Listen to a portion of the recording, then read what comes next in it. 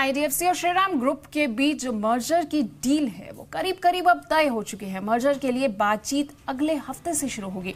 90 दिनों में दोनों कंपनियां वैल्यूएशन पर फैसला लेंगी। श्रीराम सिटी यूनियन फाइनेंस को आईडीएफसी बैंक में मर्ज किया जाएगा और श्रीराम ट्रांसपोर्ट फाइनेंस कॉर्पोरेशन और इंश्योरेंस कारोबार आईडीएफसी लिमिटेड की सब्सिडरी होगी। मर्जर के लिए अभी रेगुलेटरी मंजूरियां मिलना बाकी है। मर्जर से आईडीएफसी बैंक के रिटेल पोर्टफोलियो में बढ़त होगी। श्रीराम ट्रांसपोर्ट फाइनेंस को आईडीएफसी बैंक में मर्ज नहीं किया जाएगा। श्रीराम ट्रांसपोर्ट फाइनेंस एक बड़ी कंपनी है जिसकी वजह से रेगुलेटरी मंजूरियां मिलना मुश्किल होगा। मर्जर के बाद श्रीराम कैपिटल और बीएसई पर लिस्ट आईडीएफसी नई कंपनी की होल्डिंग कंपनियां होंगी। मर्जर से कंपनियों के एसएलआर और सीएलआर में फर्क भी पड़ेगा। सभी कंपनियों के कामकाज का तरीका अलग, जिसकी वजह से चुनौतियां भी आएंगी। श्रीराम कैपिटल की बोर्ड बैठक शनिवार को बुलाई गई है जिसमें विलय पर चर्चा भी होगी। और आईडीएफसी और श्रीराम ग्रुप के मर्जर पर आईडीएफसी बैंक के सीईओ राजीव लाल, श्रीराम ग्रुप के फाउंडर आर त्यागराजन और श्रीराम कैपिटल के चेयरमैन अजय पीरामल से खास बातचीत की हमारे संवाददाता ब्रिजेश मिश्रा ने। श्रीराम ग्रुप और आईडीएफसी मर्जर के लिए बातचीत शुरू कर रहे हैं और ये पूरी मर्जर की क्या प्रोसेस होगी और क्या क्या होगा इस मर्जर में, इस पर बात करने के लिए हमारे साथ हैं आईडीएफसी बैंक के सीईओ राजीव लाल, श्रीराम ग्रुप के मिस्टर आर त्यागराजन और अजय पीरामल, जो कि इसमें काफी अहम भूमिका निभा रहे हैं। मैं शुरुआत करूंगा राजीव जी से। राजीव जी, निवेशकों के लिए समझाइए कि इस पूरी डील में उनके लिए क्या है। देखिए, मैं सिर्फ आईडीएफसी बैंक और आईडीएफसी लिमिटेड के शेयर होल्डर के बारे में बात कर सकता हूँ। उनके लिए मैं ये कह सकता हूँ कि आईडीएफसी बैंक के लिए, उनके शेयर होल्डर्स के लिए इस मर्जर के द्वारा आज से कहीं ज़्यादा मजबूत बैंक बनेगा।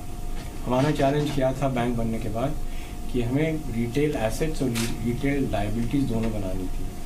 आज की तारीख में कॉर्पोरेट इंडिया में क्रेडिट डिमांड की तकलीफ है और तरह तरह की और डिफ़िकल्टीज़ हैं, तो रिटेल बिजनेस बनाना बहुत ही आवश्यक मुद्दा था हमारे लिए। इस मर्जर के द्वारा ये जो कि लक्ष्य है, बहुत एक्सेलरेटेड पेस पे हमें हासिल हो जाता है। डिस्ट्रीब्यूशन नेटवर्क बढ़ता है। हमारी अभी 18 महीने में हमने जितनी ब्रांचेस बनाई हैं, 300-400 ब्रांचेस, एक मर्जर के द्वारा हमारी पॉइंट्स ऑफ प्रेजेंस 1000 से भी ऊपर हो जाएंगी। तो यील्ड बढ़ेगा, आरओई बढ़ेगी, बिजनेस बढ़ेगी, रिटेलाइजेशन एक्सेलरेट होगा। ये हमारे शेयर होल्डर्स के लिए बेनिफिशियल होना चाहिए। आईडीएफसी लिमिटेड के लिए अगर बैंक मजबूत होगा तो आईडीएफसी लिमिटेड शेयर होल्डर्स का फायदा है। उसके ऊपर आईडीएफसी शेयर होल्डर्स को 100% जो कि profits Shriram transport finance company के हैं वो मिलेंगे, क्योंकि वो कंपनी जो है आईडीएफसी लिमिटेड की 100% सब्सिडी बन जाएगी। उसके ऊपर आईडीएफसी लिमिटेड शेयर होल्डर्स को इनकी जो कि लाइफ इंश्योरेंस कंपनी है और जनरल इंश्योरेंस कंपनी है, उनमें भी सब्सटैंशियल स्टेक मिलेगा। तो रेवेन्यू ग्रोथ बढ़ेगी, डिविडेंड पे आउट बढ़ेंगे, ईपीएस एक्रीटिव है और होल्डिंग कंपनी डिस्काउंट जो है वो कम होगा। इस वजह से मैं समझता हूँ कि आईडीएफसी लिमिटेड शेयर होल्डर्स के लिए भी बड़े फायदे होंगे। एक सवाल जो लोगों के मन में है कि श्रीराम ट्रांसपोर्ट फाइनेंस को आपने अलग क्यों रखा? अगर इतनी बड़ी डील कर रहे थे तो आप उसको अलग क्यों रख रहे हैं? तो ये जो है निवेशकों को कैसे समझाएंगे कि आपने उसको अलग क्यों रखा? इससे फायदा है ना उनको।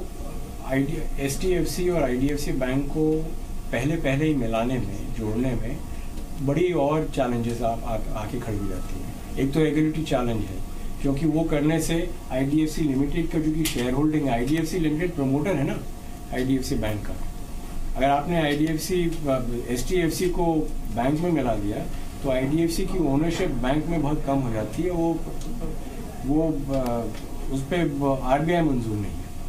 तो एक तो रेगुलेटरी कंडीशन थी। दूसरी ये चीज़ है कि अगर आप इतनी बड़ी भारी बैलेंस शीट एक नेसेंट बैंक में, एक यंग बैंक में पहले से जोड़ने की कोशिश करेंगे तो उसको फाइनेंस करने में बहुत ही चैलेंज आते हैं। तो इस तरह ये बहुत आइडियल सोल्यूशन है। उनको अलग रख के, एक तो उनको हमें टाइम मिलता है सिनर्जीज बनाने में, टेक्नोलॉजीज को मेंटेन करने में, क्रॉस सेल करने में, और फिर देखेंगे कुछ सालों में फिर वैल्यूट करेंगे, मौका मिलेगा तब शायद उन दोनों को मर्ज किया जाए।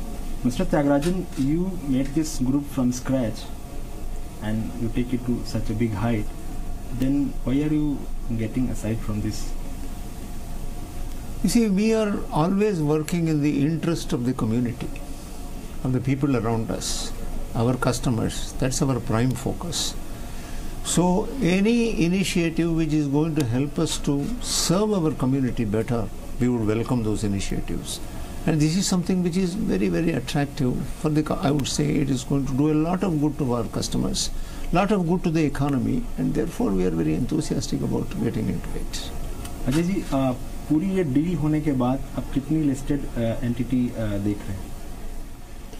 पूरी ये डील हो जाएगी तो एक तो आईडीएफसी जो आज लिमिटेड है वो रहेगी और आईडीएफसी बैंक रहेंगी। ये दो तो लिस्टेड एंटिटीज रहेंगी और देखते हैं शायद एक दो और भी हो सकती है।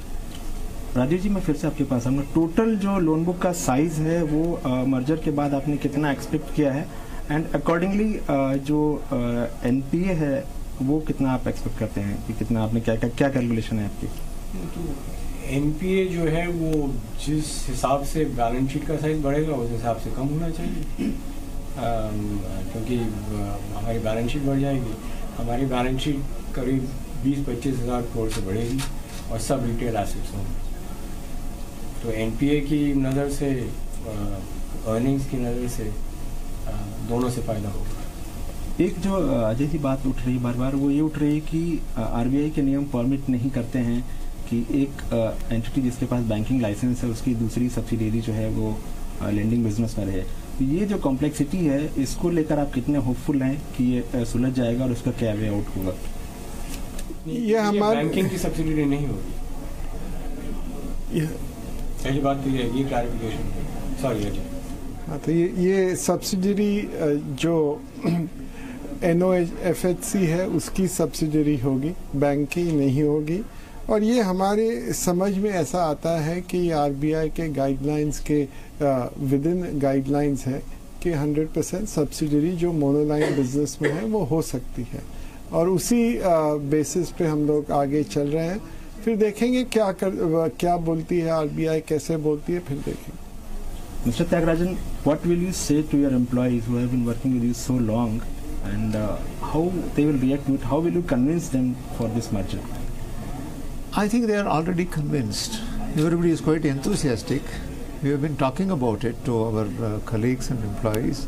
The level of enthusiasm is quite high.